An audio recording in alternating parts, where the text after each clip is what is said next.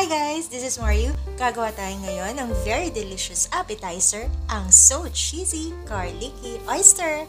Tara guys, samahan niyo ako at simulan na natin. Ayan guys, so ito yung ating nabiling talaba. So mga nasa around 300 pesos lang ito. More or less mga 3 kilos ito guys na napabili ko. Lilinisin na natin ito ng water guys. Sabi ko hindi natin mga dipa-dipa. Tapos guys, iba-brush ko ito. Gagamitan ko na lang siya na any brush para matanggal yung dipa-dipa niya. Brush the shell and brush the shell. Brush the shell. Brush the shell. And guys, yung dipa-dipa na yan, no? So, ayan yung malalaki. Sigurado mga 3 siguro ito. 3 laman. Mga free na nila yan. Grabe talaga sobrang bigat ng shell niya. Kaya 3 kilo na itong ilang piraso. 1, 2, 3, 4, 5, 6, 7, 8, 9, 10, 11, 12. So that's 3 kilos. So parang pumapatak is 1 kilo, 4 na ganito lang. So kala nyo mura yung talaba. Pero nabibigat ang shell niyan guys. Pero syempre kung kakain ka naman sa restaurant, mas mahal naman talaga to.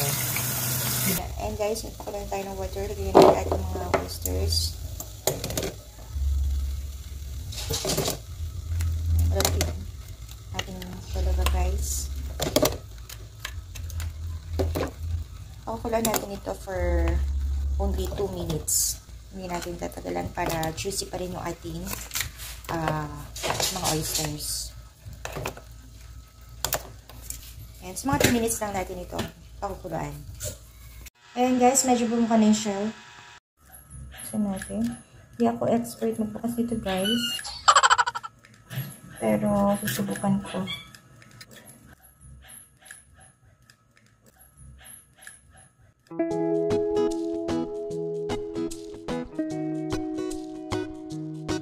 Okay guys, tatapusin lang natin ito lahat buksan. At pagkatapos ay gagawa na tayo ng pang-topping sa ating oyster.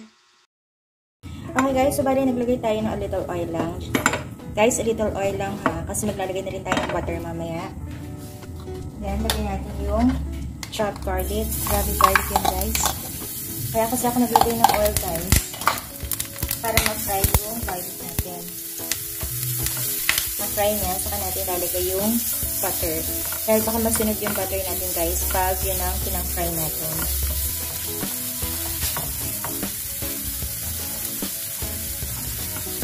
Ayan guys, so medyo na-toast na yung ating garlic. Huwag masyado over-toasted guys. Tamang toast lang. Now, pwede natin ilagay yung butter. Sa mahinang apoy lang para hindi ma-toasted lalo yung ating garlic. Ayan guys, so melted na yung ating butter. Lagay tayo ng a little salt lang. And a pepper. A pepper mas masarap. Ayan. So, pinatay ko na yung fire guys para hindi na ma-toasted yung ating garlic. So guys, palalamigin na lang natin ito at pwede na natin i-transfer sa isang bowl. Transfer na natin. Now, combine natin yung ating grated cheese sa ating mixture. Any cheese will do. Kung ano guys yung favorite na cheese na gusto nyo ilagay. Sunod natin dried parsley flakes. Pwede rin namang fresh parsley. Okay, mix lang natin hanggang sa mag-well combined na. Ayan guys, ito na yung ating oyster or talaba. Bali, dinoble-doble ko yung oyster ng iba sa isang shell guys. May 2 hanggang 3 na oyster kasi ang liit ng ibang oyster. Kaya kinumbahin ko na lang sila. Okay, isa-isahin na natin ilagay ating garlic mixture.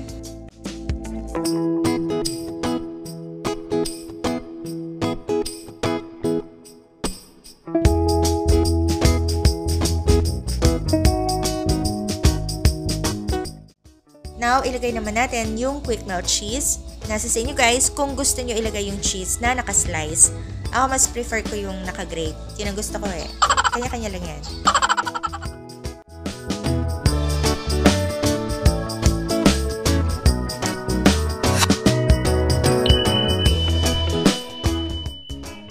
Next natin gagawin ay imi-melt at ito-toast natin yung cheese using torch. Kung wala naman kayong torch guys, pwede nyong i-steam or i-bake. So, ito-torture lang natin ito lahat at pagkatapos ay gagawin na natin yung dipping sauce. At para sa tamang sukat na ating recipe, check nyo lamang po ang description box below this video. Now guys, gawin na natin yung perfect na sausaw ng ating oyster. Lagay tayo ng nor seasoning. Now, lagay na natin yung red wine.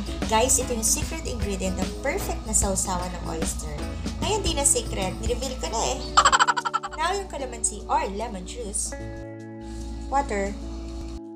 Salt. Sugar. Okay, mix lang natin. At pagkatapos ay ready na ang ating masarap na sausawan together with our cheesy garlicky oyster. Tikman na natin, guys.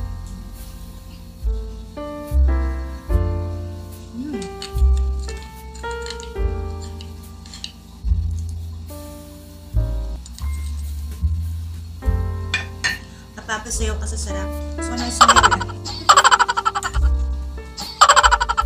I feel like I'm in heaven.